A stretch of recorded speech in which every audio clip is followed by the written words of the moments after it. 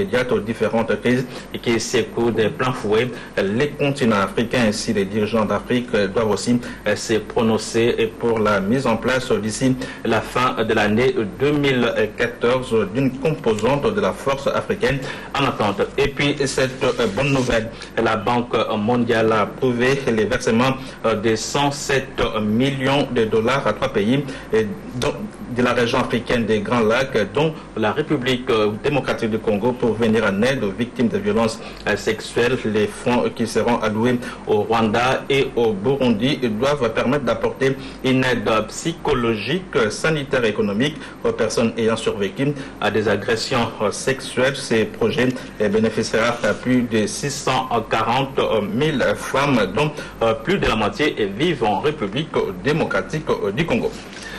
Condamné récemment à 12 ans de prison pour sa complicité des crimes de guerre et crimes contre l'humanité au village de Bogoro à Nituri en 2003, Germain Katanga vient de renoncer à faire appel à la peine lui infligée, décision saluée par des ONG des droits de l'homme qui plaident cependant pour l'indemnisation des victimes. On en parlait dans ces reportages de Richard Chako. L'essor de Germain Katanga, surnommé Simba ou Lion de l'Ituri pour sa férocité et ancien chef milicien des FRPI, est connu. Il est condamné à 12 ans de prison par la Cour pénale internationale. Il est reconnu coupable de complicité de crimes contre l'humanité et crimes de guerre commis lors du massacre des villages de Bogoro dans l'est de la RDC en 2003 en octroyant les armes aux miliciens. La procureure Fatou Bensouda avait déclaré devant la Cour dernièrement, je cite, Bogoro n'a plus été que ruine, fin de citation. Et pour réparer ces ruines, elle a requis contre Germain Katanga une peine lourde et efficace de 22 à 25 ans de prison ferme. Les faits remontent au 24 février 2003 lorsque la milice FRPI a lancé un assaut sur les villages de Bogoro où environ 200 personnes ont péri au coup de balles et de machettes. Pour la Cour, les rivalités entre miliciens, à savoir les FRPI de Germain Katanga et UPC de Thomas Lubanga, ont visé aussi les civils. C'est dans cette optique que Thomas Lubanga a été condamné déjà à 14 ans de prison pour enrôlement d'enfants soldats. En décembre 2012, les bureaux de la procureure n'étaient pas parvenus à prouver que Mathieu Ngoucholo, adjoint de Germain Katanga, était aussi responsable des massacres de Bogoro. Après Germain Katanga et Mathieu Ngoucholo, l'opinion attend avec impatience l'essor de Jean-Pierre Bemba Gombo du MLC, détenu aujourd'hui à la CPI.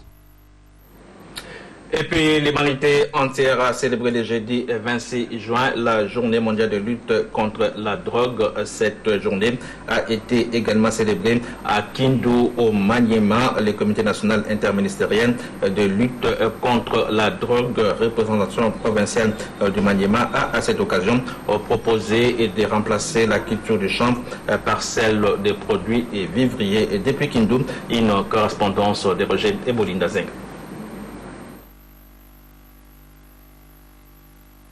C'est la culture du chanvre par les produits vivriers.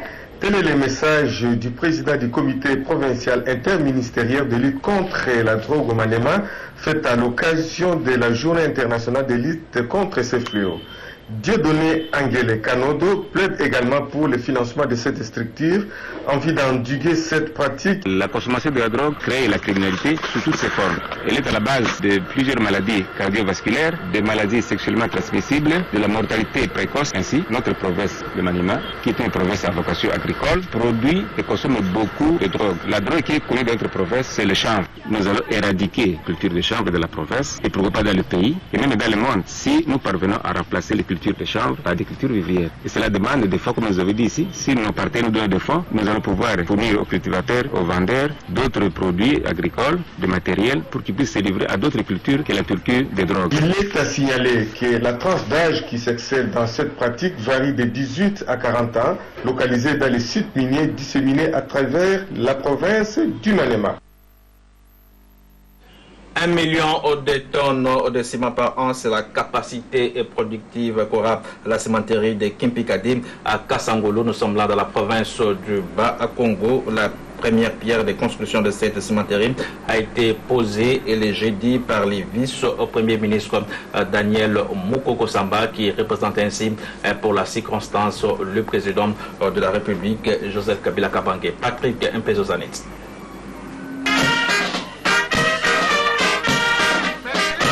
Dans 18 mois, le territoire des Kassangoulou au Bas-Congo aura une cimenterie comme celle-ci. Au nom du président de la République, le vice-premier ministre Daniel Mukoko Samba a posé la première pierre des constructions de la cimenterie de Kimpika 2.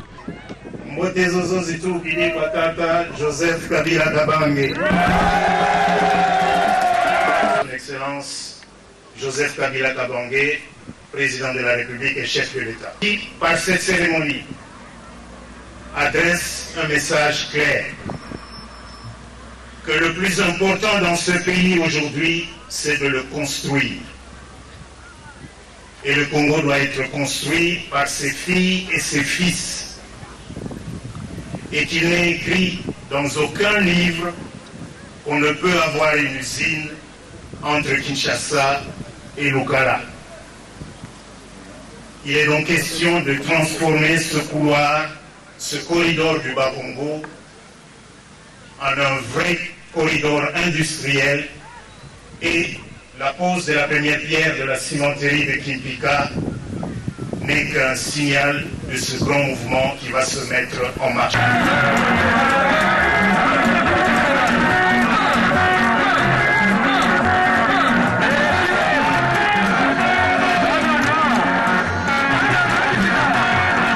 La joie de cette population du district de Lukaya est justifiée par les bénéfices qu'elle va tirer de l'implantation de la cimenterie de Kimpika 2.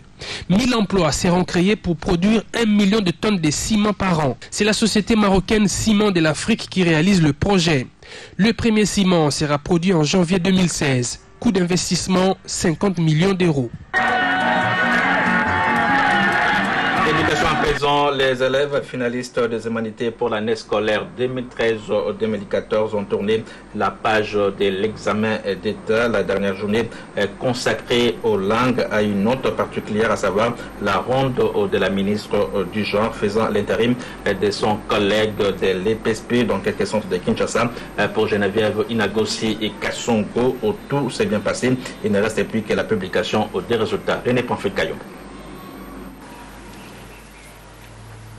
Faisant l'intérim du ministre de l'EPSP, Geneviève Inagosi a été ce jeudi au centre d'examen d'État de Kimbanseke 7, situé au lycée technique Louis Palazolo, pour se rendre compte du déroulement de cette dernière épreuve consacrée aux langues. De Kimbanseke, la ministre a pris la direction de l'Emba Super, précisément à l'Institut Zebi, centre 10, pour boucler sa tournée à Gombe, à l'Institut Monseigneur Bokele-Ale. À l'issue de cette tournée, Inagosi Kassongo s'est dite satisfaite du déroulement de cette session, d'autant, a-t-elle dit, toutes les dispositions ont été prises pour éviter la tricherie. Des dispositions ont été prises pour réduire sensiblement, sinon éviter la tricherie, parce qu'il y a 12 séries de questionnaires différents, et je pense que cela va se répercuter dans les résultats. Et ça devrait davantage appeler les parents, les élèves et même les chefs d'établissement à beaucoup de responsabilités. Au sortir des salles, les élèves se sont dit avoir été devant l'examen abordable et sont confiants. Je me disais que pour moi l'examen d'État ne sera pas très difficile parce qu'à chaque fois j'ai à faire des épreuves très difficiles que ce que j'ai vécu ici. Alors je trouve que pour moi l'examen d'État s'est bien passé et aujourd'hui ça a été vraiment la perfection. Pendant les 4 examens sont bien déroulés, on a bien travaillé, l'examen était abordable à tous les 4 jours. J'ai trouvé que c'était facile pour les gens qui aiment étudier et les gens qui étudient comme moi, c'est facile. Par rapport à ceux qui n'étudient pas, trouvent difficile. La préparation était bonne, on était dans le maquis, on a préparé pendant tout un mois, c'était bien passé. Que faire après l'examen? Destination, la maison pour se reposer, rassure-t-il, au lieu d'aller perdre le temps dans des débits de boissons et ou à d'autres distractions. Ce genre de trucs, moi j'aime pas ça, c'est pas bien pour moi, je peux jamais le faire, je rentre à la maison. Je rentre à la maison, je vais me réviser parce que notre préfet nous a conseillé de tout rentrer à la maison juste après l'épreuve. Je rentre à la maison pour un peu me reposer. Ces élèves n'attendent que les résultats. Pour le ministère de l'EPSP, ça sera un coup unique pour toutes les options. Nous allons prendre les nouvelles de la Coupe du Monde avant de terminer. On connaît désormais les affiches de rencontres de 8e de finale. Le Brésil va affronter le Chili. La Colombie ira à l'assaut de l'Uruguay. Le Costa Rica, de son côté, aura à maille à partir avec la Grèce. Les Pays-Bas va se mesurer au Mexique. La France, quant à elle, tentera de défier les Nigeria. L'Allemagne, pour sa part, va affronter l'Algérie. Enfin, l'Argentine de Lionel Messi s'expliquera avec la Suisse. Bien entendu, toutes ces rencontres sont à suivre sur les antennes de la RTGA. Voilà, c'est par ici que nous mettons un terme à cette session d'information. Que vous soyez à travers le monde, merci de nous avoir suivis.